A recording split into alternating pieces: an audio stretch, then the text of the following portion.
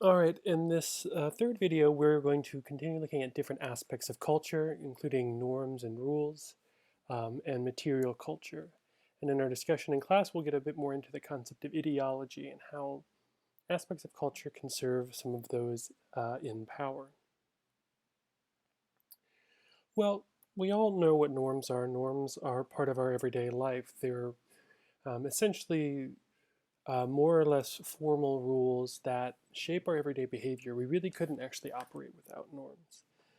Um, and often there's something that we operate unaware of until we actually violate them. Maybe you've been over to a friend's house and realized that everyone takes their shoes off in this house, and you've been walking around the whole house with your shoes on, and you start to feel embarrassed.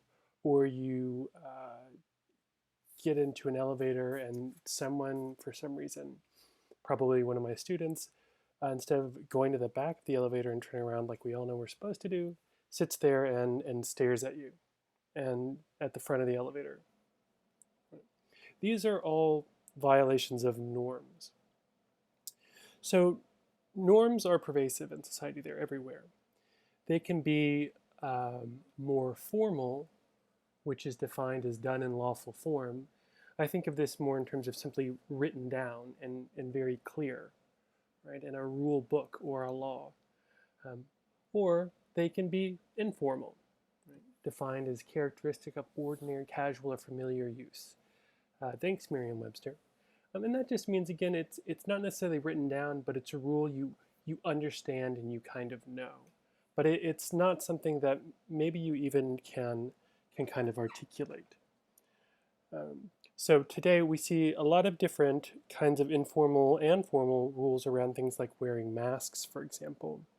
Um, and often if you don't obey those rules, people will find ways to sanction you negatively, which means to sort of either sanction means to approve or disapprove of something, and to in particular to show that kind of behavior. So if someone might give you a dirty look or shout at you to wear a mask, um, this is an example of a negative sanction for violating a norm. So informal norms are those that are not really explicitly written down, but we know they exist. There are norms all around us. There are norms about um, sitting on the subway, about how which side of the street to walk on. Today, when I go for a run, for example, there's this unwritten rule that if somebody else is on the sidewalk, one of us from a fair distance away will go off the sidewalk into the street to maintain social distance. Now that's never written down, but it's simply clearly understood. And when people don't do that, I give them a dirty look, a negative sanction. So these informal norms can be kind of these everyday little things that we call folkways. And these are the little rules that help shape our everyday behavior, let us know how to act, where to go, and what to do in everyday ways. The gentleman in our picture here is kind of taking up way too much space. He is man-spreading, um, and that's the violation of an informal norm. There's a kind of unwritten rule that you're not supposed to take up way too much space, particularly in a crowded subway. There's another, well, sometimes there's a written rule that if there's a pregnant lady getting on, you get up and let her have your seat. Now, on some buses, that's formal. It's written that, give up your seat for a pregnant lady. I've seen that. But sometimes it's just an unwritten rule, right, for good behavior. They can also be much more serious informal norms, such as mores. So mores are unwritten rules that are very serious. Something like there's no law against cheating on your boyfriend or girlfriend, or non-gendered partner, but it's a pretty serious more. People will treat you differently. You'll be seen as maybe a different kind of person, as a less honest or committed person. Um, there, at some schools, there are mores about, who can be in relationships with whom, even if, well, whereas other places there are actually formal and written rules. Right? So a formal rule is that which is written down in something like a handbook or a sign of some kind. And again, unlike informal norms, formal rules are written down. They're clearly and explicitly stated. Don't run in the hallway. Your whole student handbook is essentially a list of rules about how you should behave, how you should dress, how you should uh, act appropriately to the teacher. Um, and again, there are positive and negative sanctions for this kind of behavior. Um, Now, a law is a formal rule that is backed up by the power of the state. If you violate dress code, Johnny Law isn't coming to arrest you. You might get in some trouble if somebody actually enforces it and says you need to dress according to the dress code, and you might be asked to leave class, but you're not going to get arrested. So laws are formal rules that are backed up and written down by the state.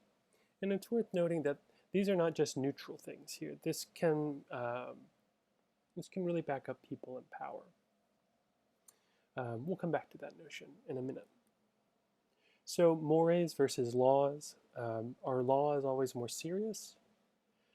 Well, actually, a lot of our government, for example, and a lot of our everyday life really depends on informal norms that can be pretty serious if violated.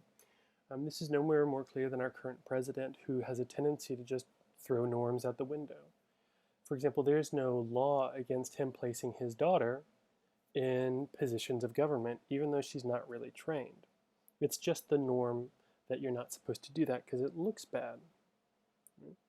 Um, it's not illegal, but it kind of looks like nepotism or favoritism to his family. Um, there isn't a law against the president owning a hotel in Washington, even though it looks like he's kind of plugging his own business. And everybody gets upset about it, and everybody is confused by it because there are these unwritten rules that are now being violated. And this is important. Some of these unwritten rules are things that keep our government or make our government different from those in more authoritarian countries. It's not the laws in the books, but it's the norms of everyday behavior that keep people from corrupting power. All right, so I mentioned sanctions earlier. When you violate a norm, you are sanctioned often. And also when you behave according to a norm, you can be positively sanctioned. So maybe you go to a family event and you dress particularly nicely and someone comments on it and compliments it. Oh, you look sharp, you look nice. This is a way of trying to encourage good behavior, as they say. It's a positive sanction. Now, if you do something that's a little sketchy or that somebody doesn't like, you might get the dreaded side eye. You might get an ugly look. You might even get, if it gets more serious, people laughing at you. This is a bit more serious. The stigma here is a bit more lasting. Right? So someone might just make a comment, "Why are you wearing a tie?" Or if they point and laugh at you like these jerks do, then you're going to be really embarrassed. And this is often when we know we violated a norm. Right? At the full negative end of it, you could be afflicted with felon status. Right? And this means you don't have access to lots of things, including voting in some states. So, of course, felon status, you'd be arrested and sent to jail, which is a very negative sanction. Do keep in mind that these aren't just what we call kind of functional sanctions. For example, if you were called a homophobic slur or being arrested for smoking pot, these often serve to benefit a particular kind of people in power. Right? There's formal laws against smoking pot, but it's actually kind of the norm that it's not that big a deal, and yet some groups are arrested for it at higher rates. Right? So norms can often serve groups in power. What's the appropriate way to speak? What's the appropriate way to act? And how much does that mirror white Anglo-Saxon Protestant society? Right? So these can be tools of the rich and powerful as well. All right, lastly, we have material culture. And this is a name that tends to confuse people a little bit because we think of it as being materialistic, like wanting more stuff. But that's not really what we're talking about here. We're just talking about stuff, cultural objects and artifacts that we as a culture, as a society, create. Right? And the interesting thing about cultural objects is that our values and our norms are often really embedded in them. Just look at these two toilets, for example. On the top, we have the American toilet. It's simple, plain porcelain. It has one button on it, and that's the mechanism to flush. It's very utilitarian uh, and straightforward. On the bottom, you have a typical toilet in Japan. Not only is it the bowl lighted, the seat can warm. It'll sing to you probably as you're going, clean you when you're done. I mean, for all I know, it'll kind of, has a spring-loaded thing to pop you off of there afterwards. There are so many buttons on this thing, many of us wouldn't even know what to do with it. But in many ways, this is reflective of Japanese culture. They see technology as a way of building convenience into to many objects that we don't. We see some sort of value around the rugged individualism, um, I guess, of our porcelain toilet. So all of the stuff, the art, the pictures we take, all of this would be considered cultural objects. iPhones have design in them. They reflect some of our ideas and ideals. Burgers, you go to France, you order hamburger, and it's going to come without a bun. Tables, what is the shape of the table? Is it just a simple plain table, or does it have curves and design to it? PowerPoints, nude photographs, pets even. Pets are things that we create in our society. Um, how we treat pets differently. Think about houses.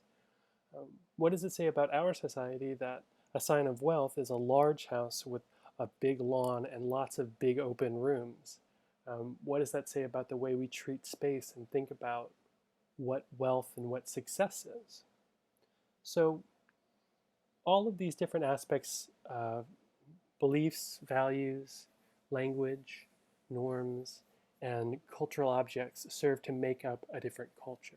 And when we think about our own subcultures that we exist in the next video, we want to come back to these different aspects and see how much of these aspects are shared among a particular culture and subculture.